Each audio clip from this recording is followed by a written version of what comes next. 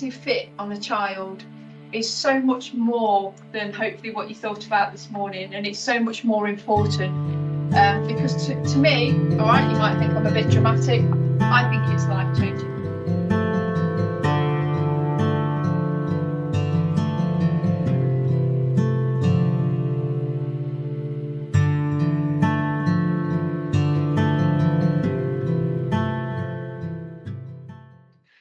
So this is what I did. It took me 7 years to do, because what I haven't yet worked through is I've got longitudinal studies on a lot of these children, so I've followed them every 6 months for quite a while as well.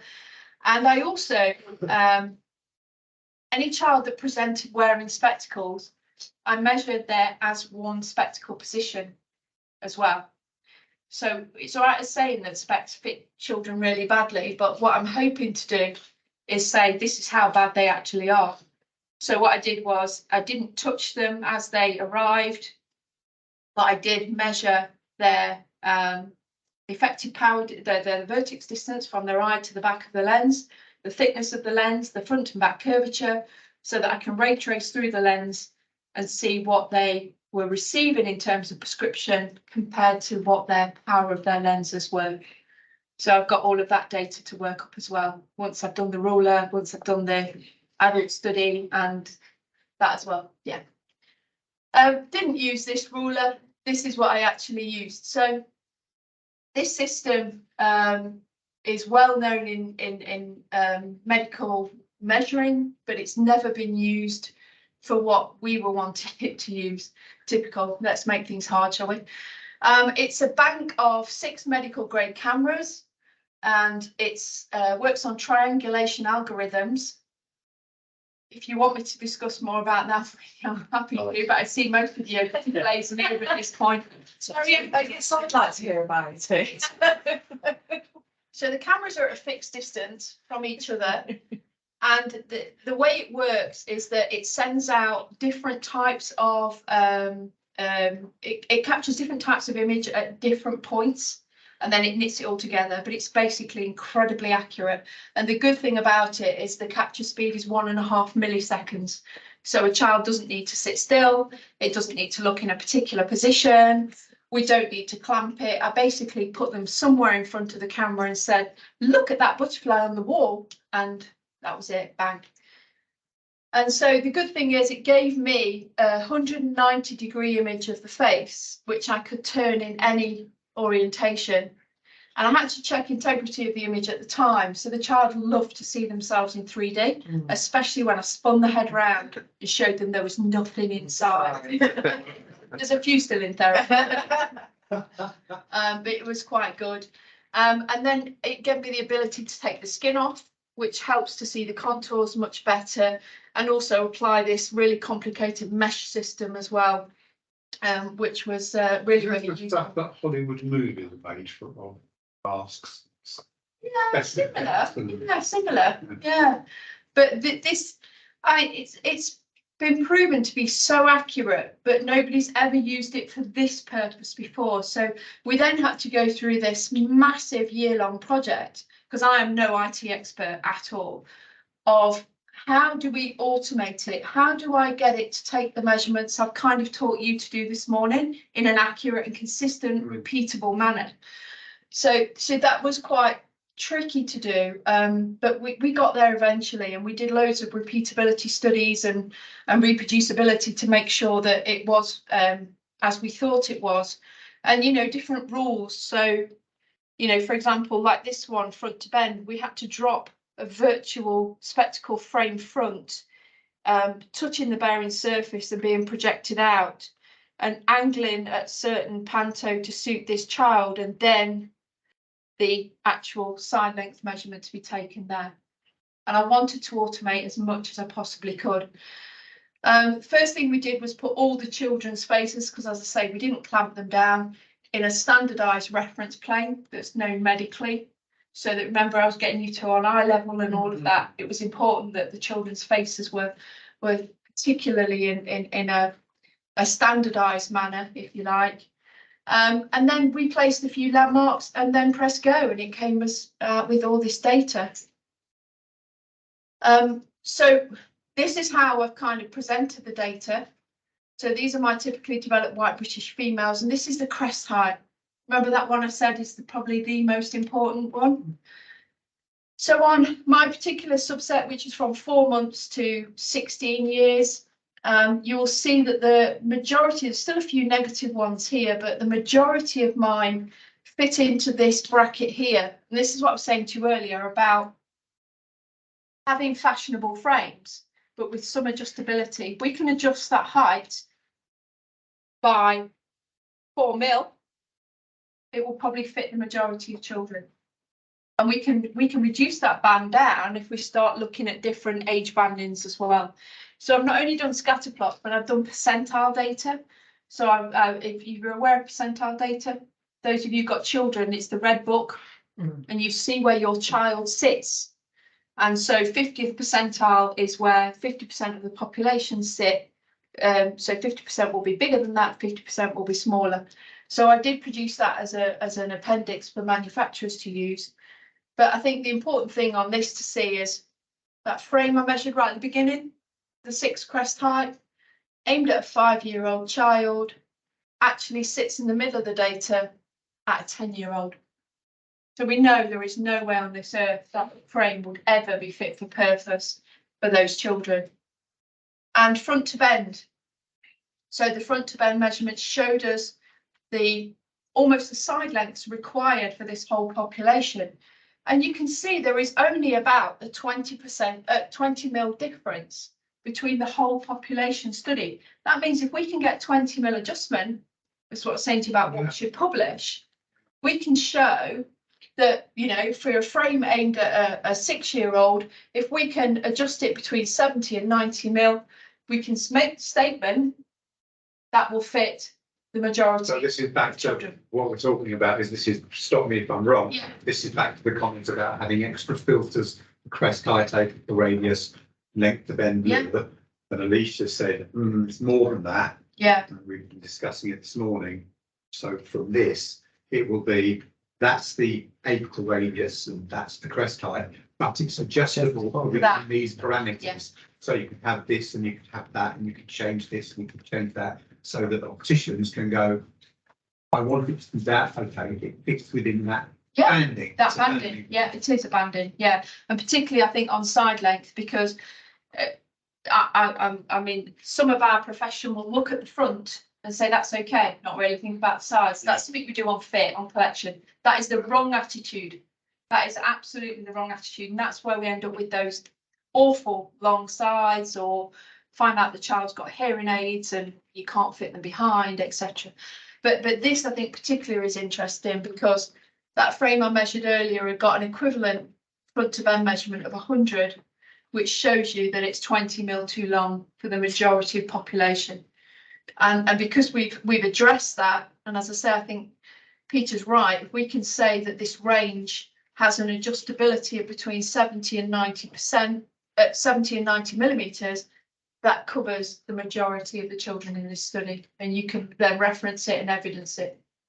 I think that's great.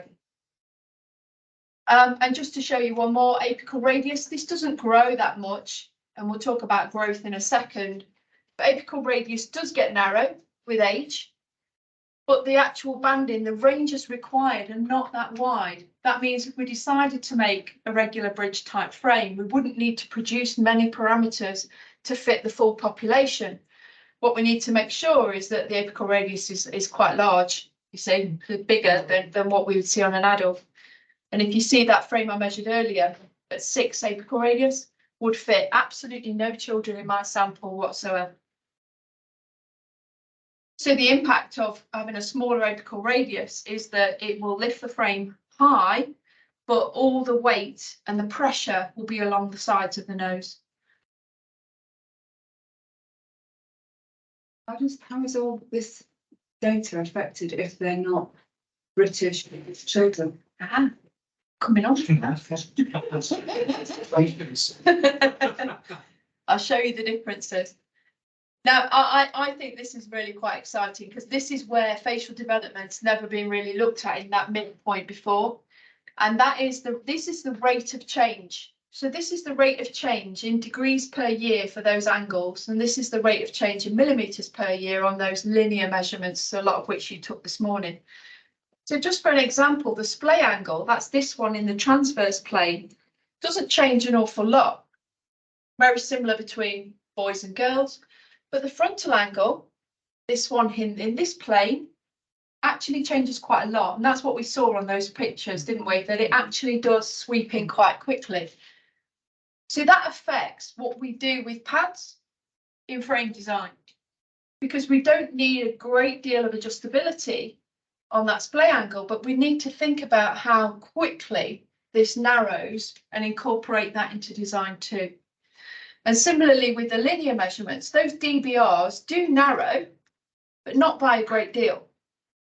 You know, less than half a millimetre a year is not a great deal of change. The apical radius hardly change. I also measured distance between pad centres. So that's the distance between the two centres of your pads on arms frame, because I thought that was useful too. So they do decrease, but not by an awful lot.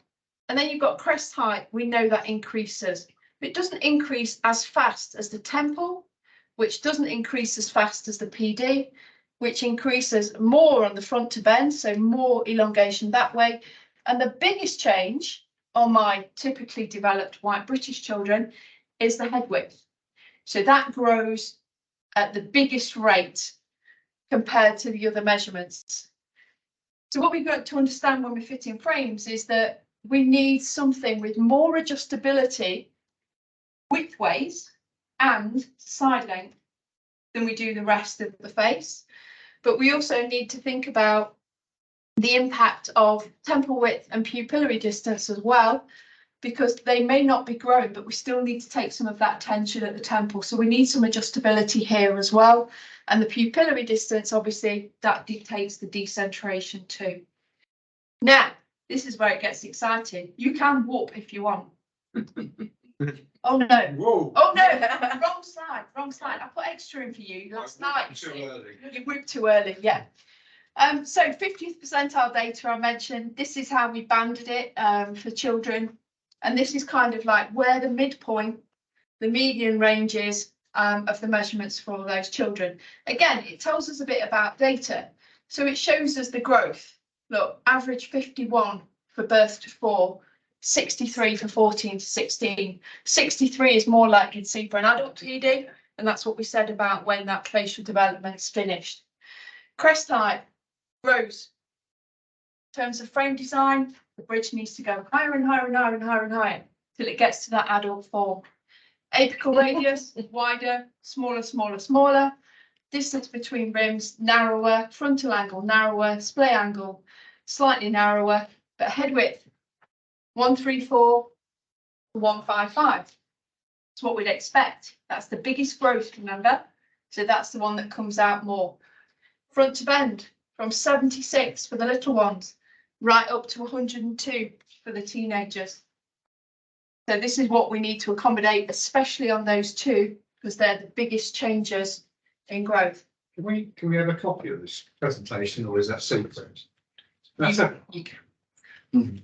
Thanks. This is the Whoop one. What are you wearing at?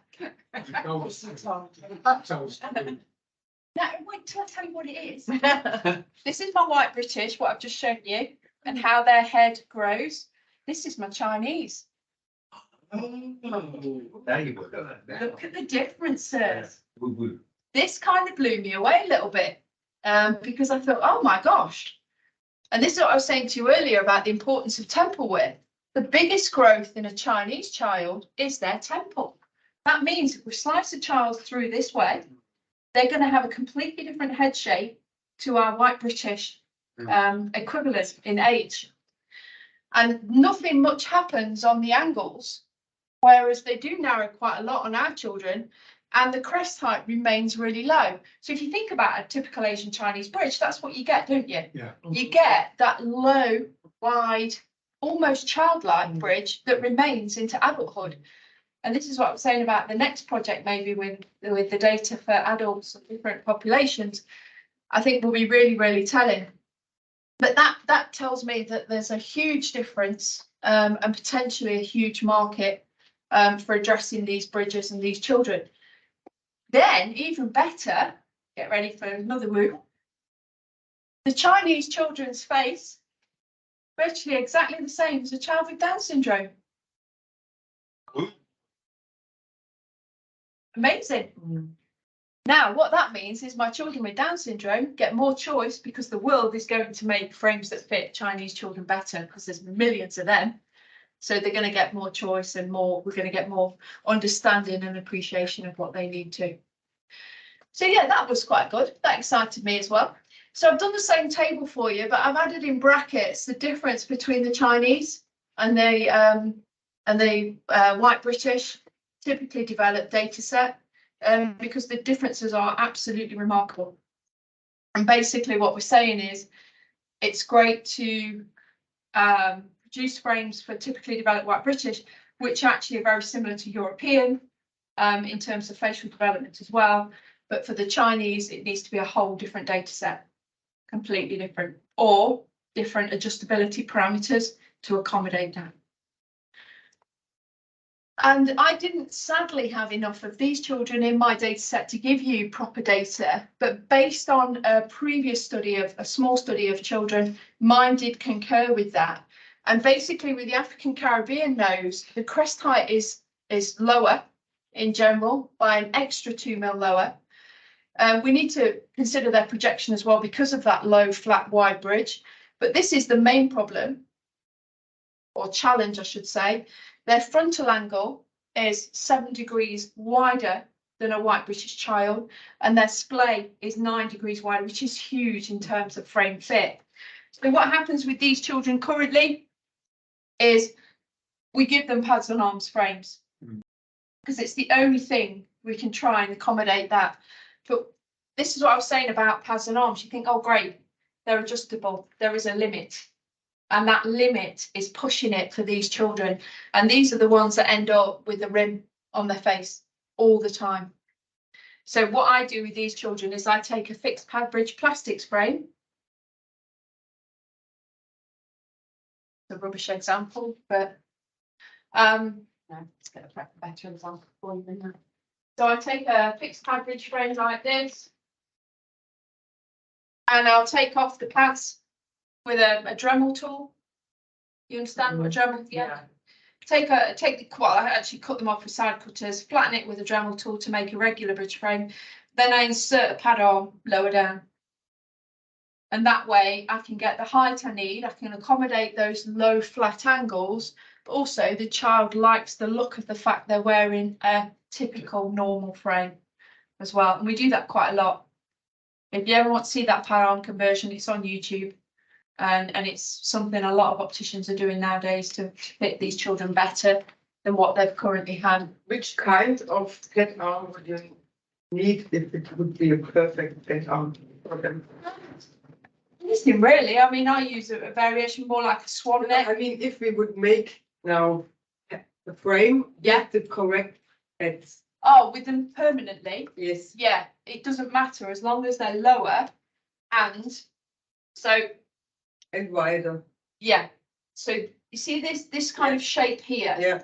There's no point putting a pad arm where you splay it out and then the rim ends up on the face. So you've got to have the width to start with, but then putting the pad arm much lower will fit these children much better. Sorry, what's the name of the thing on YouTube that we'll be looking for? Look at pad arm conversion on a spectacle frame. I can send you the link if you don't find it, but yeah, it's quite interesting to see, and it's dead easy to do. So it fits a multitude of different children with different ethnicities, but also different But also facial. adults done it as well. Yeah, absolutely. I've done it a lot on Chinese adults as well, just to lift it and give them more choice. So they want frames like this, and there's no way they'd fit in a month of Sundays. So it's a good tool to have. My children with Down syndrome, I mentioned the differences between those and the typically developed white British children. They've got a much more negative crest. They don't develop as fast as our typically developed children either, so they stay with their parameters for quite a long time. But they've got a smaller frontal angle and larger splay. Their apical radius is smaller in comparison to the other children as well, but they have an incredibly short front to bend measurement. So for these children, we need something with a lot of adjustability or really thin core sides that we can chop. And I mean chop by 30, 40 mil often, you know, is what we need. Their temple width is larger. So again, the extended lugs on the Erin's World frame, wherever it's gone. Yeah, the extended lugs will accommodate that wider temple because their PD is smaller, ends up smaller. So we need to not decentric too much, but keep the width to accommodate the head. And then the head width starts off larger, but then becomes smaller because they don't get the growth that our typically developed children get either. So just to summarise then, for younger children, they've got to have lower, wider, flatter bridges, which is what we've done. We need to look at the projection as well, and the pad arrangements definitely help with that. We need much shorter sides or adjustability and adjustable temples to accommodate head and temple width, and rounder eye shapes to stop them looking over the top, and more relevant parameters on the frame, which we're working on, aren't we, Peter? Yeah. But I think, you know, just to go back to what we were saying this morning, that effective fit on a child is so much more than hopefully what you thought about this morning, and it's so much more important because to me, all right, you might think I'm a bit dramatic, I think it's life-changing. When you're affecting a child's education, their job prospects and the way that they develop as human beings, I think that's pretty impacting on their life. So I will go as far to say that, you know, giving them clear vision as they're growing is so important, it's almost life-changing. What age should you really start getting a child's eyes checked? Getting them tested. Yeah. If you suspect there's an issue, I would go straight away. They do not have to read at all. There are so many ways of refracting children, it's unbelievable. You need no cooperation whatsoever. If you suspect there's an issue, I would go at any age, but I would think all children should be tested on entry for school at 4 years old, all of them, because that window of opportunity is only open till they're about 7.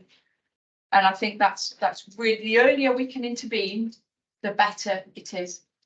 I mean, I personally think it should be part of the Red Book that all children go for sight test on entry to school, because all of those children that get missed on school screening, or they get missed and they go through primary school and we then find out that they're a +6. So what have they been able to see? Nothing during that time. And parents will say, well, my child will tell me if they can't see. Well, they won't, because they don't know any different. And that's the biggest myth I think we need to bust and start educating parents more into this. But even if we get those kids in for a sight test, then we dispense them, and the dispense isn't any good, you know, and it's anyway, so this is just the efficacy, as I mentioned, for myopia management lenses.